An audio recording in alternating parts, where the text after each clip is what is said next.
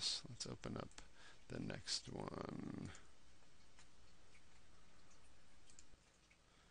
Okay, so we can see from this page we have somebody coming in. Okay, we have the feet, toilet roll, we have the door, and someone's coming in through the door. So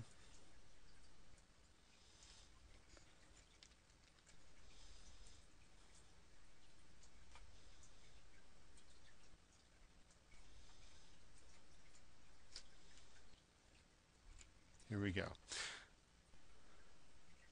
Now you notice what he's actually going to start doing is pulling you through with another color. Not just, if you'll notice on this one, on Spawn we do this a lot, is we fill the backgrounds with color. On most normal comic books, if we did this book, all this blue area in the background that functions like it functions kind of like matting a piece of artwork, a complementary color you want back there. But we're taking it one step further here, and you'll see as we go through this 3-page sequence. But it's important to pick, if you are going to do this, a complementary color. I think it tends to make a book look more lush by doing this. We don't do this in everything that we color. It's kind of a Spawn thing. We've always done it, and I guess we'll always keep doing it. But if you notice, from this first page of this sequence to the second page of this sequence, we're changing it a bit. These two next to each other.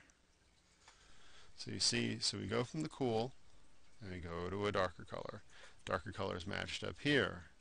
The darker color then becomes going towards from the blue transition going towards the green, but it also matches because she's in the warmth of the room.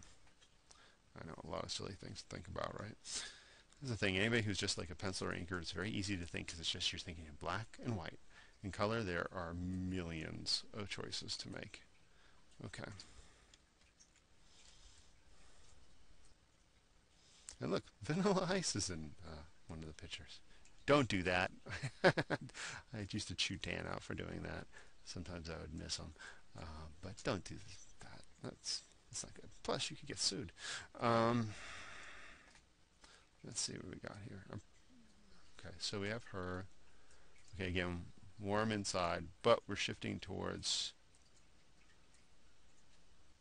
a little bit. This is very nice. See how these, normally in most comics, that would actually just be a pure black silhouette, but Greg and Todd always just leave it open, and we would fill it with a color, and I think that color is so much more effective than if it was just black. In fact, by it being a color, I think it sets it back more than if it was black. Okay, now let's open the third page of the sequence. Is it this one? Yeah. Okay. So then, by the time we get to the third page and we actually shift to a new scene, we kind of get a heads up that there's going to be a scene change. By actually, there's a little bit, it's still warm in here, right, in the room, but it's shifting towards a little bit of a green, which is the dominant mother color of the next scene. And notice what happens to the background color as well. And see how now he's lit from a green light source.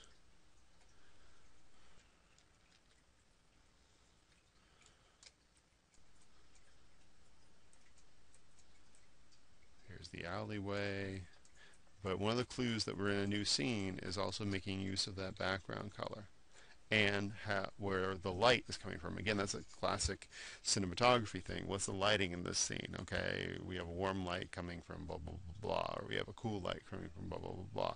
But you have to, in your head, when you're doing this stuff, decide what your atmospheric color conditions are. I mean, are you being lit by a red bar sign? And if you are, then you got to carry that through the scene. You can't all of a sudden stop it. Now this is the only thing here that I'm bending the rules a little bit, but I think it works. Again, we're thinking, we go from, this is the first page of the sequence, blue cool, right? Second page, blue cool, going to the warmer, and going to the green. Now remember, I said I'm not a big fan of of colors changing. This color is changing, but in a very subtle way, the green, which is leading us into that next scene, which is a green-based mother color. See?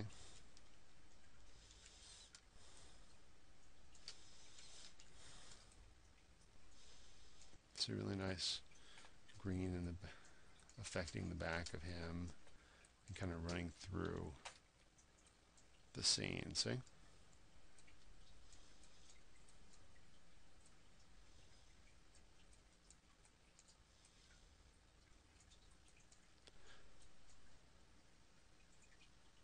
And again, to remember how, if the light's coming from this way,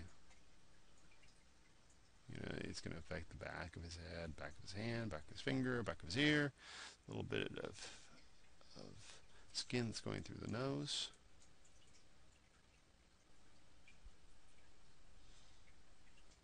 Yeah, this is very pretty colored. Very pretty colored. Okay. All right. So that's one example.